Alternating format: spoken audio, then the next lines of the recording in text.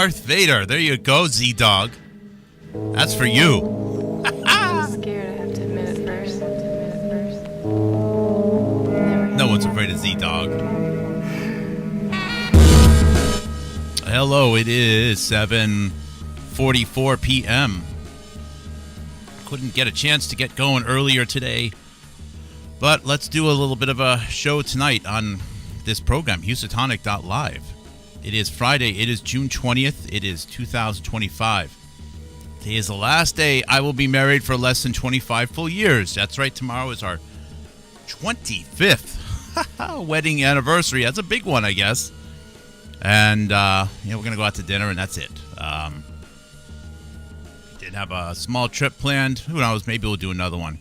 But I'm very blessed. It's been a tough road. But,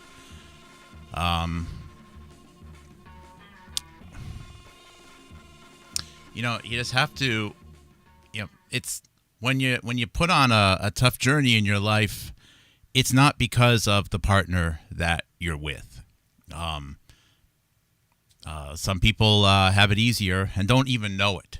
I hear some of the things that some people complain about. I'm like, really? Oh, if everyone could just be so lucky. It's easy to get, I guess, snippy there. But, when you are one of those people that has the cards dealt, that it's going to be a little bit harder in some ways. Consider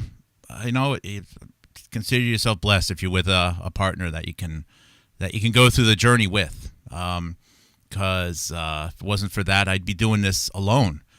And that would be even, it's unthinkable. So, today, just to be romantic a little bit, we did some plantings, and I spent a lot of the day with my hands in the dirt. And I must have had my hands on a lot of sappy roots, such as like pine roots, because they're sticky. If you've ever worked with like a really sappy type of wood, there's just no way to get it off, right? You could use Brillo pads, you could wash and soak, and you just have to wait a little while. So, I had my hands in a particular position before, and then I went to pull my fingers apart. I'm like, what the heck? Anyways, so we did some gardening today. I should say I did most of the gardening today, and she did some of the repotting in the front of the house, and she's really, Cheryl, very talented at a lot of the potted plants that we have on the entryway right now and around the house. And, you have to take time to look at it, because you never know, someday, God, I don't want to think about this, but, all the things that can be done in your life that are beautiful, and they're so easy to take for granted until they're not there anymore. So I need to spend more time looking at the potted plants, the arrangements around the house. But that is not why we are here. I haven't been at the laptop much today, but it didn't take me long to come up with an idea for a program to review today. So on this June 20th, 2025, we're going to review a very messy diagram that I've showed you before. Again, this is a research and archival show. I didn't really have an idea, didn't have a plan when I started this program 6 years ago to be so focused on the Human Genome Project and genetics and vaccines and so on. But here we are. That's just the way it worked out. There are plenty of times I complain. You have to hear me vent about the financial costs of this. But sometimes I take a moment and I have to remind myself, if it wasn't for the journey of learning about the risks of all of these countermeasures which are out there, we might have made different medical decisions, which could have cost further lives in our family. There's no guarantee that if I kept my job as a competitive intelligence analyst, that one of us or both of us may have gotten sick maybe even fatally, from one of these countermeasures. So we've also done other things in spite of the losses. There's other things we've done which might have been even worse if we went that other path. So in light of that, the lost salary is, well, you can't, being alive is more valuable, I guess. So the diagram that we have is, and I have to shrink way down in the corner here in order to be able to put this whole thing on the screen, is this. And I'll talk through it again. If you haven't watched one of my previous programs, I'll talk through it again. This diagram, and this is episode 1296, I think. This diagram was inspired by a re-review of the 2014 Dr. Judy Mikovits book called Plague, and it's got a huge long subtitle, which she co-authored with a doctor, not a doctor, but a Kent Heckenlively. The 2014 book includes a lot of details about, in her words, about her journey going through the National Cancer Institute and winding up at a institute in Nevada called the Whittemore Peterson Institute, WPI, whose focus was on CFS, stands for chronic fatigue syndrome. And so she documents this, and during her journey, 20 years at the National Cancer Institute, then she went out to California, and talking through it really quickly here, working at a couple startups there, bumping into some people. And this is all covered, at least a version of it anyways. It could be totally truthful, could be partially fabricated. In the book, 2014 Plague, she eventually wound up joining this foundation, this HHV6 Foundation, that stands for Human Herpes Virus 6 Foundation. I've never heard of HHV6, HHV7 until recently, and I would expect most people have. However, this particular virus was seen as something that some people had in combination with potentially HIV, and might have been one of the causal agents of chronic fatigue. Now, I'm not, just because I worded it that way, doesn't mean I'm telling you I believe that there's a virus causing chronic fatigue, okay? Sometimes you just have to roll with the wording of the official narrative, all right? So it was being pitched that maybe this was a virus that you could correlate with chronic fatigue, and it might also have some interaction with HIV and AIDS. Anyways, there was a very wealthy family out in the state of Nevada. I think they're still alive, and they're actually in the middle of the screen. So making sure that the microphone's working here. And on the left, that is Annette Whittemore, and on the right, that's Harvey Whittemore. They have at least 5 kids, and they are extremely wealthy, hundreds of millions, I presume. Maybe they're billionaires in that lower tier, right?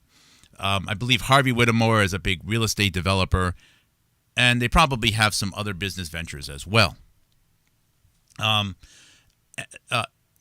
Annette Whittemore, her story, and this is shared in Judy Mikovits' book, is that her daughter was diagnosed with or became chronically ill and chronically fatigued sometime in the late 1980s, okay, and eventually she was able to recover a little bit from it.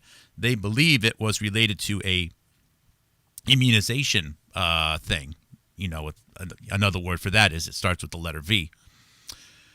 Over time, she got better, and she worked with a couple of doctors that were related, or I should say, involved with a outbreak of chronic fatigue in Lake Tahoe, which is on the western side of Nevada, not too far from Reno, about a 1-hour drive from Reno. Let me make sure I'm streaming here.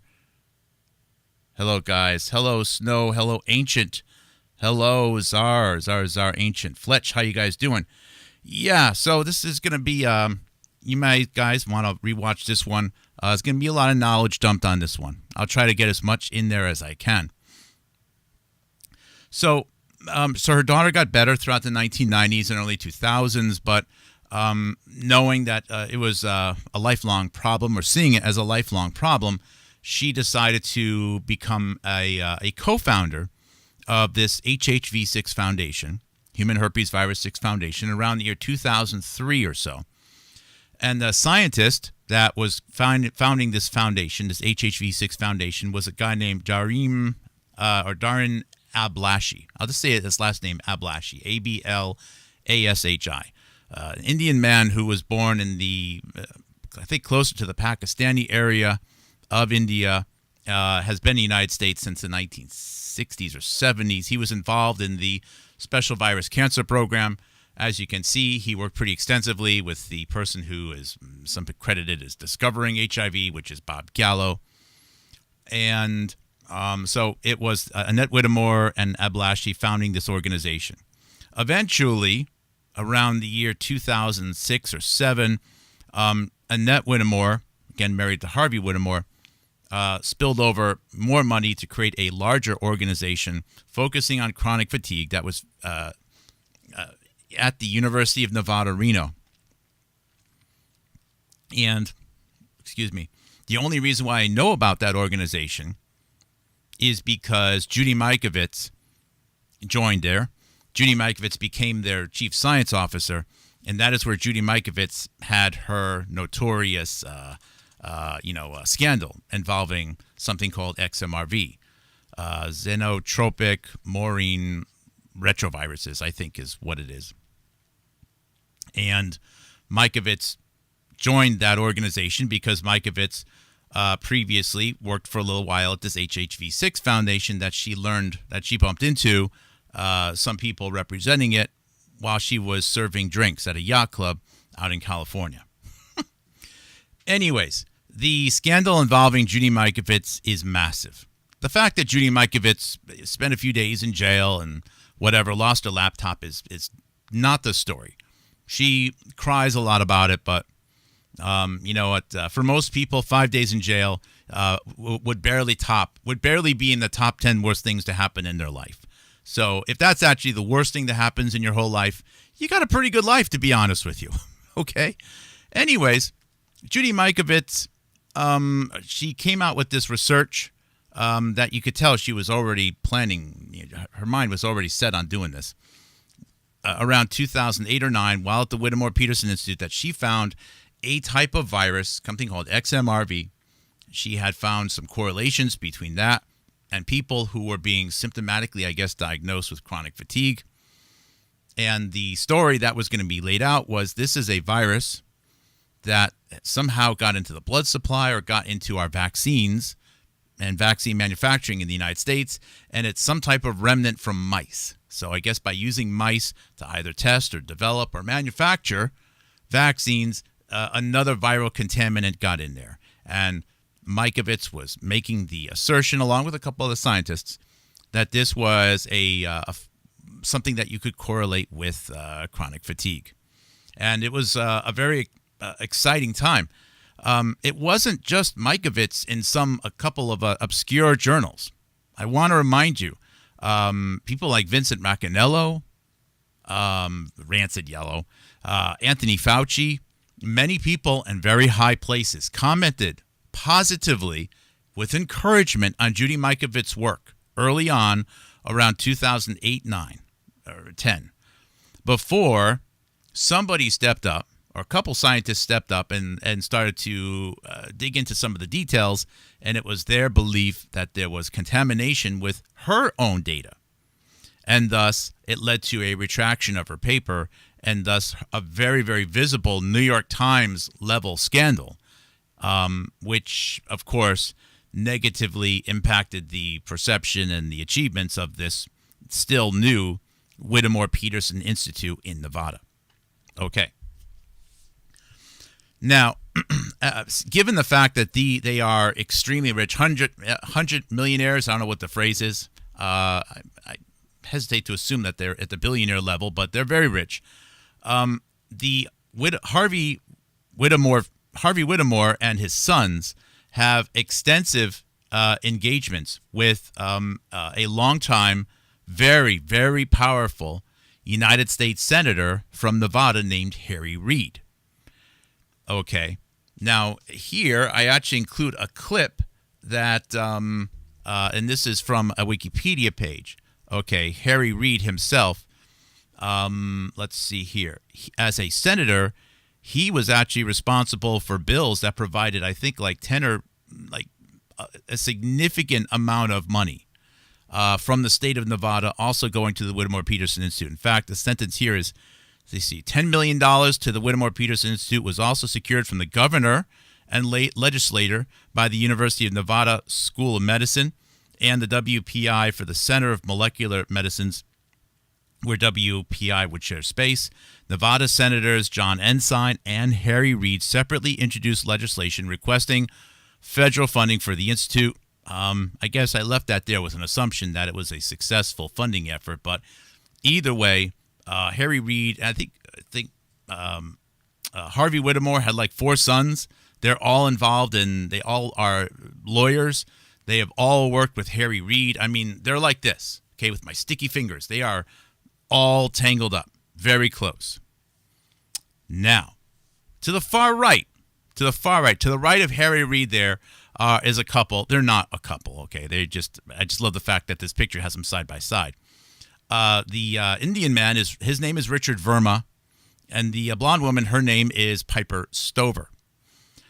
Richard Verma was, I believe, born in Canada, not by much. His family were Indian immigrants. He came to the United States when he was just a few years old, and they grew up in Johnstown, Pennsylvania. Noteworthy that Johnstown, Pennsylvania is only like 2 miles from the Windber Cancer Research Center, or what is currently the Soonchong Center. Richard Verma became a lawyer.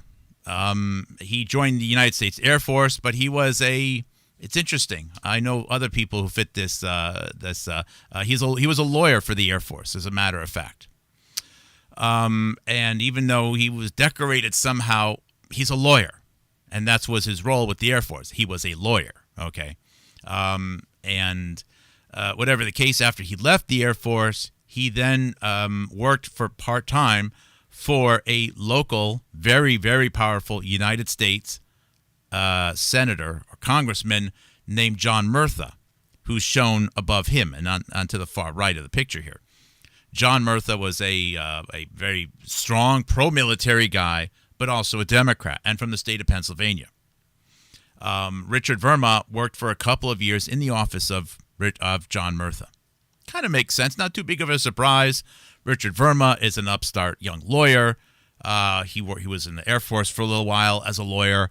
And John Murtha is a powerhouse in the state of Massachusetts near the Johnstown area. Kind of makes sense, okay?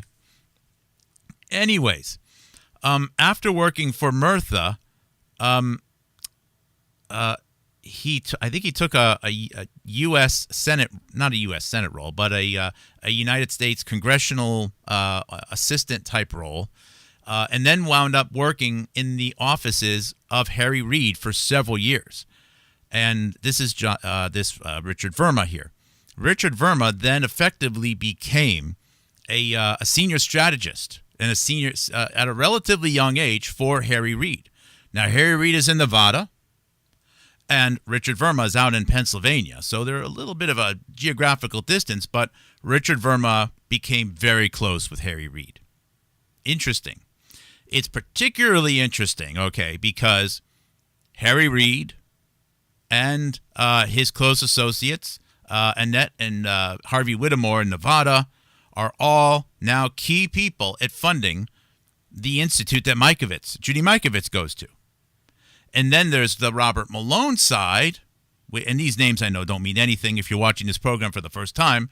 The Robert Malone side, who worked for a couple of years at the Windber, now known as the Soonchong, John and Joyce Murtha Breast Cancer Research Center near Johnstown, Pennsylvania. Robert Malone set up that IT infrastructure. And that Windber Center, not only effectively its namesake was the wife of John Murtha, Joyce Murtha, but it also had multiple legal entanglements which were addressed by Richard Verma. Kind of makes sense, Richard Verma being from Johnstown, Pennsylvania. But now you in this situation where Richard Verma, this lawyer, Indian lawyer from Johnstown, Pennsylvania, has a connection to Windber, and therefore probably had met Robert Malone as early as the year 2000. I'm guessing. Could have been 2001. But also through Harry Reid, he is one hop away from the Whittemore Peterson Institute, which involves Judy Mikovits. Now, of course, no one will ever tell you that Judy Mikovits and Robert Malone work together. However, they are both associated with Bob Gallo. They are both associated with Skyhorse Publishing. Of course, Robert Malone went to University of California, Santa Barbara. Mikovits worked at Epigenics, got all of its intellectual property from the University of California, Santa Barbara. And, we can come up with a couple of other very, odd connections between them.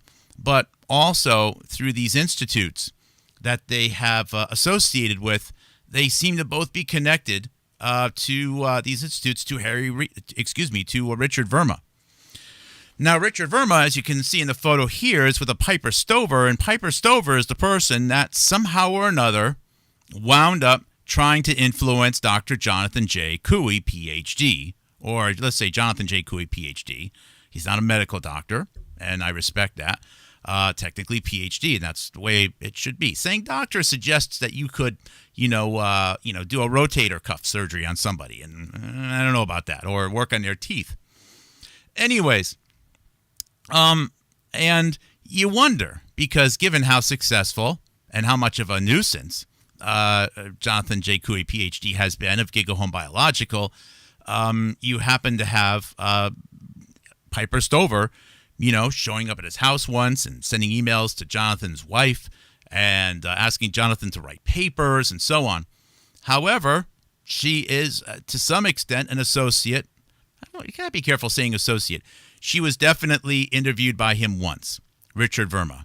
And the reason Richard Verma interviewed her is because Richard Verma went on to become the first ethnically Indian ambassador to the nation of India. And he was a very successful and influential ambassador. Now, maybe the power is actually behind him. I don't know. I don't know for sure. But it's noteworthy. He also went on to, and he was an ambassador to India during the Obama administration. During the Biden administration, Richard Verma became a, how would you say, he was put in charge of running for the United States State Department economic recovery for the nation of Ukraine. That sounds a little bit out there, but remember, one of Ukraine's biggest supporters is India. It's one of those little things that escapes people, right? I'm not for or against any country, all right? I can't even get things sorted out in my home country.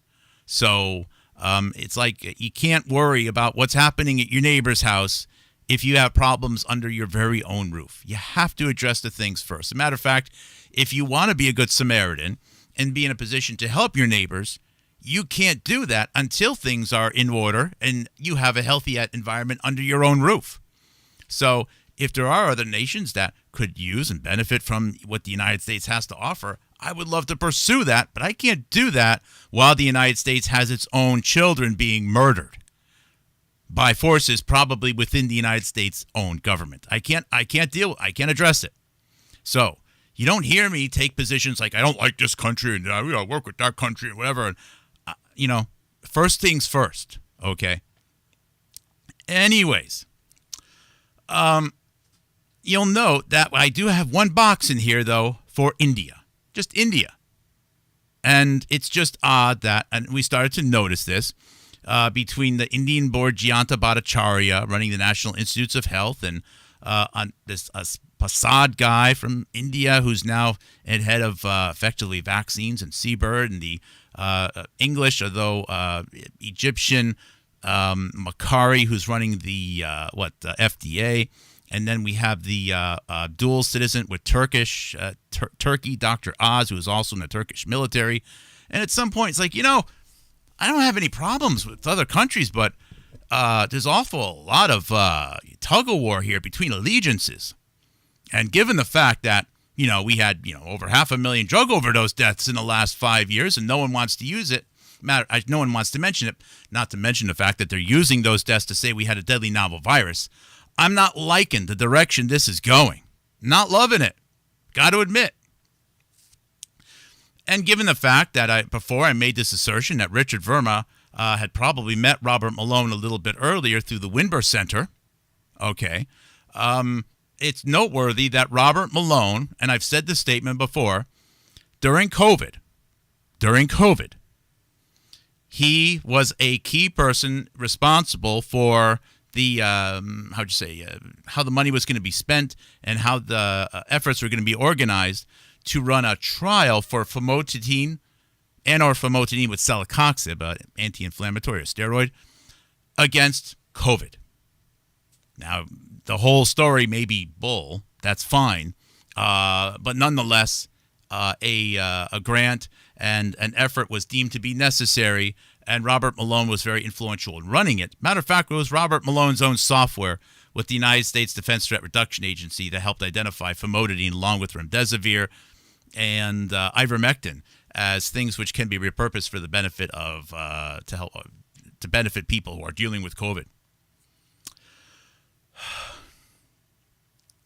Those trials involving famotidine and celecoxib for COVID, they involved a couple of different hospitals, but one of the hospitals that was used was Beloit, and the local doctor who was in charge of the unit that Robert Malone was working with for that trial at Beloit was the youngest daughter of a previous prime minister of India. This is a fact I've known for about 3 years right now.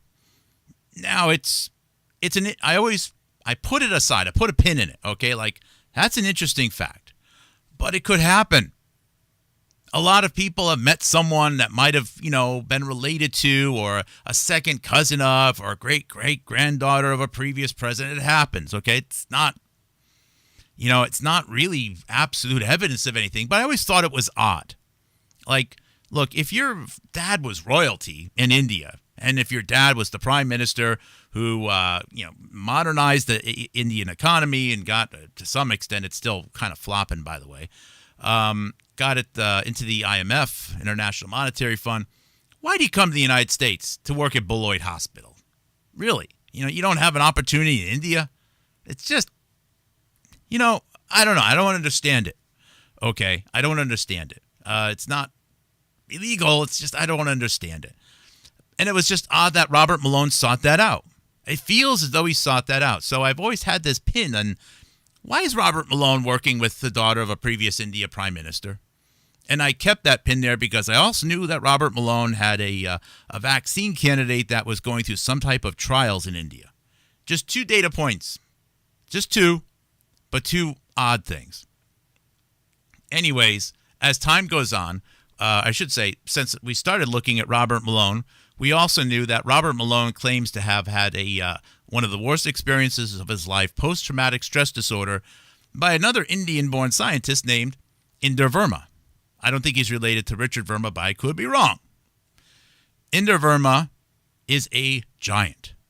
Is a giant. Inder Verma also worked with Gallo. Matter of fact, now Inder Verma is also one hop away from Judy Mikovits. Inder Verma is a longtime collaborator with Gallo.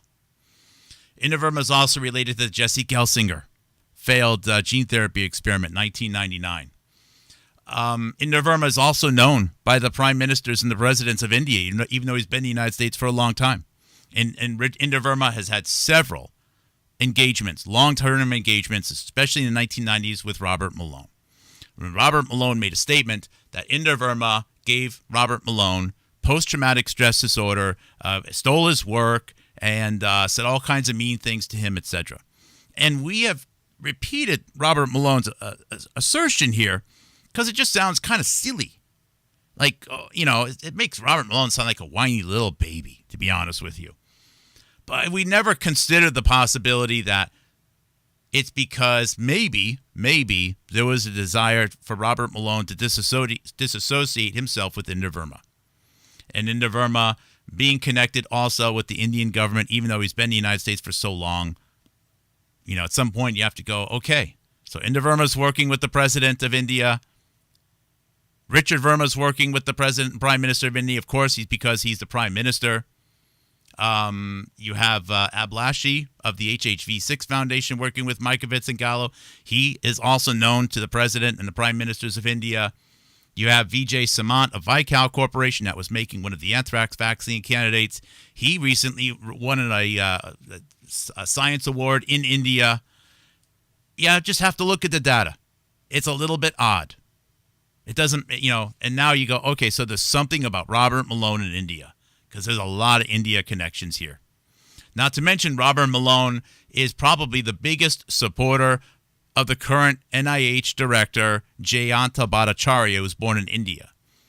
So while Robert Malone seems to have all of these intellectual property connections with India and also working with the daughters of previous India prime ministers and other people, other scientists who are known and still collaborating with the government of India, and he has a vaccine candidate in India, it's starting to look a little weird. There's something about Robert Malone. Not to mention Robert Malone. Actually, I think Robert Malone is part Indian. I just don't, if you look at him, I'm sorry, he's not Scottish. He's not Scottish. He's not English. He's a handsome guy. He's little. He's very short. He's extremely short, matter of fact. But aside from that, he's got good bones, I guess. Short bones, but good bones. Good hair. He looks Indian. He looks part Indian. Good for him. America's a melting pot. But I'm just saying, and it wouldn't surprise me because that would probably come with the territory if you got business opportunities in India and you're working with the daughter of a previous Indian prime minister. And it probably also explains why Robert Malone has been hiding his relationship with Inder Verma, because I think the whole thing was a scam. Now, Inder Verma may not have been in on it. I don't know. But Robert Malone chose to, play this whole thing out. And I don't think it was really about sexual misconduct. I think it was about Robert Malone himself getting space from Inder Verma. So India plays a big part here. So it's in the middle here is where I wanted to add this additional color here, okay? And it's this. Is Harry Reid also connected with India? I mean, why would he be? That's an odd thing. Harry Reid is passed. I believe he's passed, of India, of Nevada. Why would Harry Reid be connected with India?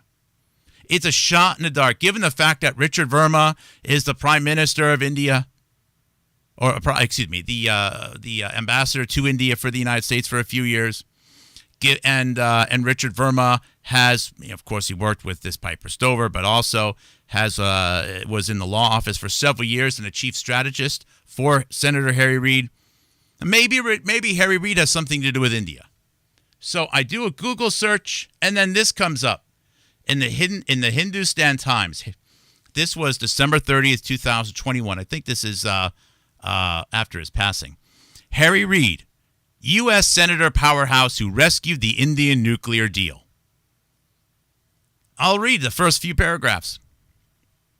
United States Senator Harry Reid, the once powerful Democrat who passed away on Tuesday, he passed away at the end of 2021, played a key role in the signing and legislating of the landmark Indian civil nuclear deal. Many people played varying degrees of crucial roles in the signing and legislating of the landmark civil nuclear deal that changed the trajectory of the India-U.S. relationship. Wow. United States Senator Harry Reid, the once powerful Democrat who passed away on Tuesday, played an incomparable part in it. Quote, there would have been no civil nuclear deal without Senator Harry Reid's early support and his shepherding of the deal through the Senate, unquote, said Richard Verma, the former American ambassador to India who worked as a congressional foreign affairs aide. It says aide, but he was a chief strategist to Senator Harry Reid at the time. Reid first played a critical role in December 2006 when he rescued from near death a legislation allowing then President George W. Bush to negotiate a nuclear deal with India, which in turn would facilitate the resumption of nuclear trade with India after more than 3 decades.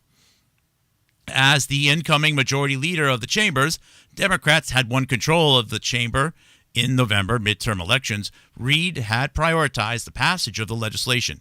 If not passed before the new Congress took over in January, the bill would have had to restart the long and tortuous passage rights.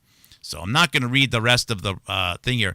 It goes on to say, that would have killed the bill, unquote, says Ramesh Kapoor, a leading Democrat strategist recalling Reid's role in the passage of the bill. Now that's odd. So let's go back to the diagram here, okay? Let's go back to the diagram here. Because what that means now is the strategists of Harry Reid are Indian. And including that other Kumar dude and the friend of Piper Stover who tried to support and influence Jonathan Cooey, Richard Verma, ambassador to India. Imagine how much of a nuisance Jonathan Cooey must be.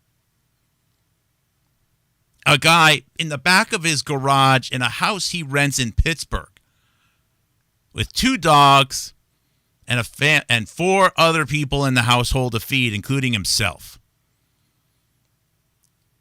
He got fired from his job. He only has like a few thousand people, Twitch followers. Yet somehow this guy, with one salary, and the salary comes from gifts from people online, who's given everything. He's got his whole family counting on it. Lost his job in a house that he's renting. Lost the opportunity to own a home. And he's got nothing but hard work and a love for biology to go. And he's a very talented podcaster, albeit. For that, they are throwing people connected to the former ambassador to India. They are throwing people at him connected to the Indian nuclear deal. They are throwing at him people who have been responsible for billions, if not trillions of dollars in the United States government. They are throwing at him people who have been at the very head, are now effectively Robert Malone through some proxy in this new AKIP whatever agency is sort of running the entire Health Institute of the United States of America. I believe Malone effectively is in control of Robert F. Kennedy Jr. All of that for one guy with 3,000 Twitch followers, which means if there was a way to algorithmically determine, okay, I can get a little bit bigger on the screen here. If there was some sort of algorithm out there where you could map the amount of money and hours spent to control a podcaster on the internet relative to how many views and actual subscribers they had, Jonathan Cooey would buy a very, very wide and Guinness Book World Record worthy impressive margin, have that title without any doubt, because there must be at least there is probably about $50,000 to $100,000 being spent on Jonathan Cooey a year per subscriber on Twitch. I'm not shitting you. There's some serious money going after that guy. And this diagram, I don't know how much more powerful it can get. And it all comes down to nukes. Because, although I don't have to prove nukes don't exist, the reality is that, and I have said, I will stop my program. I'll stop talking about nukes if I could just get one damn person in the United States government to talk for a day about the scale of the drug problem and get a lot of people to see it. And a lot of people to then confess that life expectancy went down because of the opioid epidemic. But you know what? I can't get that. Instead, I have people begging me to stop talking about nukes and about the possibility that nukes aren't real. Because it's a cover story. It is a cover story for something bigger than I can ever really understand. But I know it definitely has something to do with keeping classified a lot of genetic data. I'm definitely sure about that. Because here we are, 18 years after this arrangement here? with Harry Reid and the Indian nuclear deal, and somehow we have a barrage of at the very least, dual citizens, mostly from India, running these institutes, and not to mention even in charge of the subcommittee in the United States Congress regarding the Chinese Communist Party, Raja Krishnamurthy, who's about to probably become a United States senator, and also born in India, and also someone who likes to work with Piper Stover.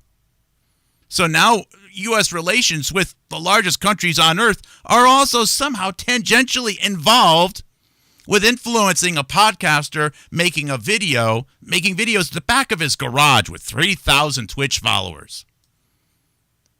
By a wide margin, nobody even comes close to absorbing the amount of money and attention that Jonathan Cooey does.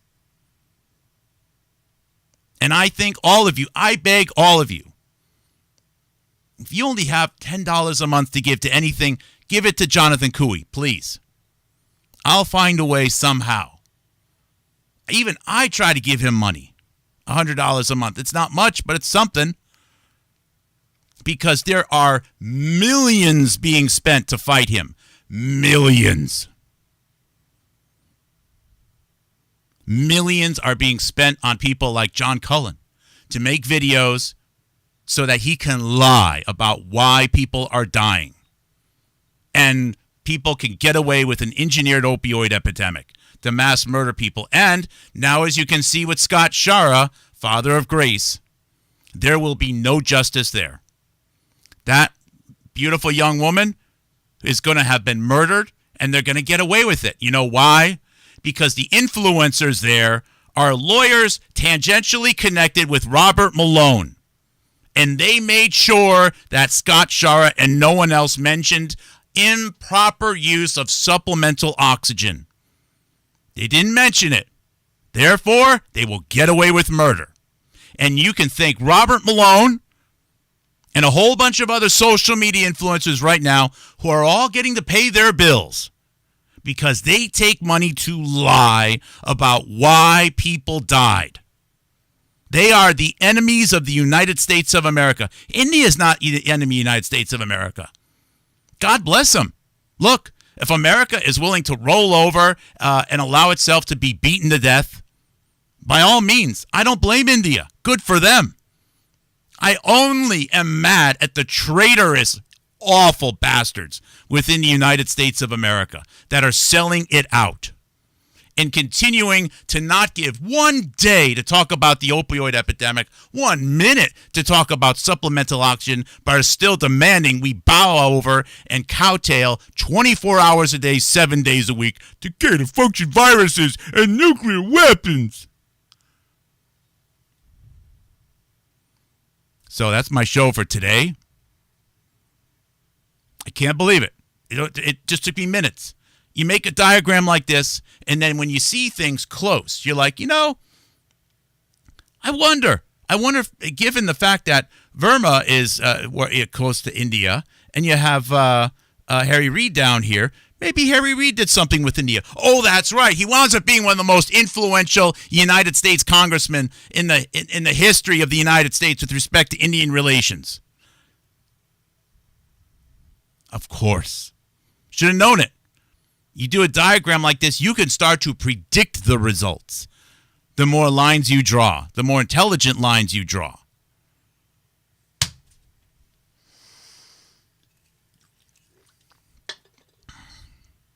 There's no security clearances higher than Q clearance. Hello, Tazik. Excellent one. With the United States Department of Energy. The Q clearance is the equivalent to a Department of Defense top secret clearance with access to restricted data under the Atomic Energy Act. Thank you, Tazik. Excellent. I'm sure you copied and pasted this, but it doesn't matter. The point is that Tazik in the chat knew this, okay? I would have done the same thing. I mean, I'm not going to type all that out. I would copy and paste it, but this is exactly true. It grants access to top secret restricted data, formerly restricted data, and national security information related to nuclear weapons and materials. Now, I don't believe in nuclear weapons, but I do believe that one of the greatest security threats in the United States of America and impacting many nations around the world is the advancement of, I should say, the research related to the human genome. It's not known what the potential is to create certain type of agents. It's not known exactly how far the research could ever take us. There's more money involved in this and this is a project which has been ongoing right now for at least 80 years. If you trace it back to the Manhattan Project, it is effectively the worldwide pursuit of knowledge regarding the human genome, the largest project and the most well-funded, longest-running scientific endeavor of all of human history. And therefore, it's not unreasonable to have things related to it at the highest level of classification. That is why most things related to the Human Genome Project are in the United States Department of Energy. And then they say it's because of nuclear weapons. The reality is that the nuclear weapons story it's a cover story. Okay. They say one thing, but something else is actually being spoken of here. There is a serious national security concern at play. It's no joke.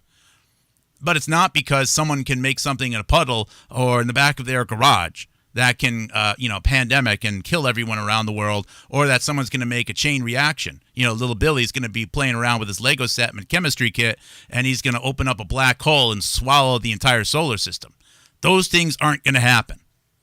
It's because they need to have nice cover stories for things. And it's also because, honestly, the technology is related to the incredible potential to condense a large quantity of energy, such as nuclear fuels, for example. Energy is a very important commodity with respect to the ability to compute and, again, make progress on this genetic research. So there are things that are connected there. But that's why all these high-level security clearances keep coming out for that. Anyways, Robert Barnes helped select the jury. He's now attorney for Mary Bowers. Okay, I don't know what that's related to. Yeah. I think Robert Malone has India roots. I wouldn't blame. It would make a lot of sense. I had difficulty with some of his early ancestry. It would just make a lot of sense, and that's fine. I mean, I don't care, but there has to be a reason. There has to be something more going on here. Okay, that's just way too many connections with another country. It's way too many, and I see it as bordering on conflicts of interests. So, with that said, it is 50 minutes in. This was kind of a fast video. I'm gonna chill out right now. Tomorrow's my 25th. If I do a show tomorrow, it'll probably be early afternoon. It could be early morning. Maybe I just want to knock it out before it gets hot. I don't know. Thank you guys for joining. Thank you for listening. Thank you for supporting. Remember, nobody, if the ratio of attacks and funding against Jonathan Cooey for the size of his audience is unmatched by anybody, it is many, many orders of magnitude higher than any other citizen journalist in the world. You should view your opportunity to help him as an opportunity that most people don't know about. Love you guys very much. Happy anniversary. Yeah, thank you very much, Tazik. God bless everyone.